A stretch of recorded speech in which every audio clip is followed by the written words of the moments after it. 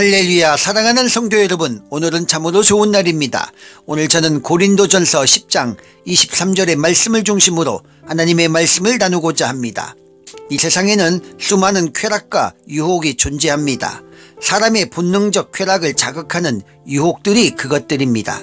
재미를 추구하는 유혹에서부터 신체적, 정신적, 본성을 자극하는 유혹들, 감정을 건드리는 유혹들, 그 종류는 굉장히 다양합니다. 그렇기에 유혹에 자주 넘어간다면 이 곤고한 인생사에서 유익한 것은 하나도 없을 것입니다. 게임, 유흥, 게으름, 강압, 재미, 괴롭힘 등 뭔가 스스로 만족을 느끼지만 그 행위가 부정적 행위이거나 결과적으로 나에게 건전하지 못한 경우가 많은 것입니다. 이런 경우 우리는 유혹을 어떻게 이겨내고 부정적 행위를 스스로가 하지 않도록 그 유혹에서 어떻게 벗어날 수 있을까요? 오늘 그 이야기를 잠시 나누고자 합니다. 첫째로 유혹을 잘 분별해야 합니다. 유혹이 다가올 때 사람들은 인식을 못합니다. 이 상황이 유혹인지 친절인지를 분별해야 하는 이유가 여기에 있는 것입니다. 대부분의 사람들은 넋을 잃고 그 상황을 받아들이며 맞이하게 됩니다. 이때 성경은 그런 장면을 두고 도살장으로 끌려가는 소와 같다는 표현을 썼습니다. 우리의 인생이 한방에 무너져버리는 끔찍한 일이 만들어지는 것입니다. 그러므로 우리가 인생을 살아갈 때에 영적 분별을 잘 하기 위해서는 항상 하나님의 말씀을 주야로 묵상해야 하는 것입니다. 하나님의 말씀을 주야로 묵상하면 영적으로 예민해지고 선한 것과 악한 것을 분별하는 눈을 주님께서 허락해 주시게 되는 것입니다. 사랑하는 성도 여러분, 날마다 하나님의 말씀을 주야로 묵상하시기 바랍니다. 그래서 영적인 분별력이 흐트러지는 일이 없도록 하시기를 예수님의 이름으로 축복합니다. 둘째로 유혹의 현장에서 벗어나야 합니다. 예수를 믿는 우리는 승리한다는 표현을 많이 사용합니다. 그 이유는 예수님께서 사망 권세를 이기시고 장사한 지 사흘 만에 부활하셨기에 가능해진 표현이 되었습니다. 그러나 예수를 믿는 주의 백성들이 간과하는 것이 있습니다. 우리는 영적인 싸움을 하더라도 지혜롭게 해야 하는 것입니다. 지혜로운 싸움 중에는 대적하지 않고 피하는 방법도 있는 것입니다. 그 중에 하나가 유혹이라는 녀석입니다. 이 땅에 오신 하나님의 아들 예수 그리스도 외에는 어느 누구도 유혹 앞에 이긴 자가 없다는 것을 깨달아야 하는 것입니다.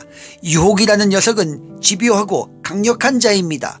그 자는 예수님마저도 집어삼키려고 달려들었습니다. 사랑하는 성도 여러분, 지혜가 어디 있습니까?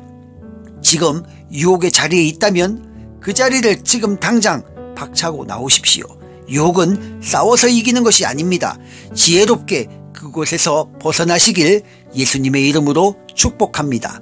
셋째로 유혹을 이기는 비전을 가져야 합니다. 어느 신학생의 간증을 통하여 유혹을 이길 수 있었던 이유를 살펴보고 우리도 그와 같은 비전을 품고 나아갔으면 좋겠습니다. 사랑하는 성도 여러분, 모두에게 큰 은혜가 임하시길 예수님의 이름으로 축복합니다. 제가 어떤 자매를 오랜만에 만나게 됐는데 우리와 그 자매의 집안과 집안이 다 아는 사이예요. 그리고 그 자매의 친척 집안은 우리 교회를 다녔던 그 집안입니다. 그래서 고등학교 때 이렇게 다 같이 좀 재밌게 놀고 막 그랬는데 이 자매를 한 10년 만에 만났어요. 결혼식 갔다가. 그런데 어느 날 이 자매한테 울면서 전화가 온 거예요. 종찬아, 나 지금 무슨 일이 있는데 좀 잠깐 와줄 수 있어? 깜짝 놀라죠. 제가. 무슨 일이야? 그건 오면 얘기할게. 이래서 갔어요. 어디야? 그랬더니 신일고등학교 옆에 살아. 그래서 제가 신일고등학교를 딱 갔어요. 그래서 전화를 딱 합니다. 야, 나 신일고등학교인데 지금 어디야?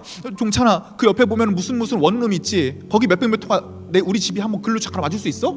조금 이상했어요. 왜 혼자 사는 원룸으로 날 부르지? 근데 그런 생각을 했어요. 우리 집과 얘네 집이 다 알고 심지어 얘네 친척집하고 우리 집도 다 아는 이 집안끼리 다 아는 사이인데 얘가 나한테 뭐 어떻게 하겠어? 이 배를 딱 누르는 순간에 그 자매가 이런 굉장히 야한 옷, 이런 속옷은 아닌데 야한 옷을 입고 머리를 말리면서 영화의 한 장면 같죠?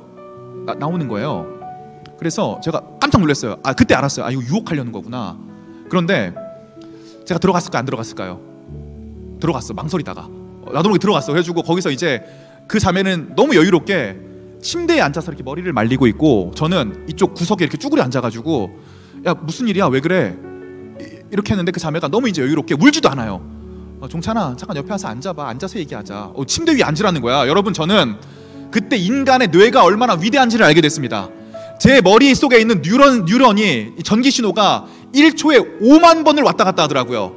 오늘 하루 일을 치를까 아니면 지금 당장 밖으로 나갈까, 이거를 내가 5만 번을 왔다 갔다 하는 거예요, 1초 동안.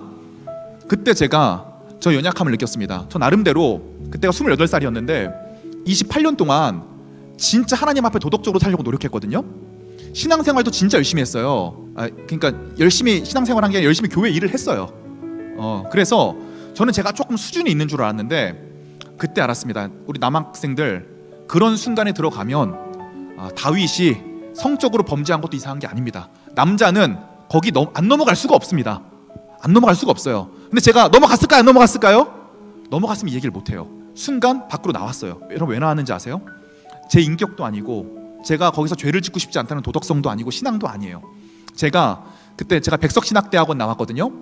제가 백석신학대학원 합격한 상태였어요. 2월 달에 개강수련회를 시작해요. 저는 집이 너무 어렵고 방황을 많이 했기 때문에 10년을 허송세월을 했어요. 19살 때부터 28살 때까지. 여러분들처럼 좀 성실하게 자기 일을 하면서 방황을 했어야 되는데 저는 그냥 방황만 했어요. 방황만. 그래서 여러분들, 방황을 하는 건 좋아요. 그런데 최소한 자기 일에 성실하고 방황한다면 여러분들이 제 나이쯤 되었을 때 적어도 저보다는 훨씬 더 높은 경제에 있는 사람이 될 거라고 저는 확신합니다. 내가 10년의 방황을 마치고 신대원을 가기로 시작을 했는데 이 신대원을 가면서 부적절한 관계를 통해서 내가 양심의 가책을 느끼고 이 길을 가고 싶지 않다라는 그 비전이 있었기 때문에 그 자리를 빠져나올 수 있었습니다. 제가 간증으로 이 얘기를 하는 이유는 자극적이잖아요. 자극적이어서 하는 것도 있어요. 여러분 주목을 좀 끌려고 제가 얘기를 드리는 이유는 여러분들이 쌓는 도덕성 어려움 못 이깁니다. 여러분들이 쌓는 신앙적 내공 제가 확신합니다. 어려움 못 이겨요. 유혹 못 이깁니다. 여러분들의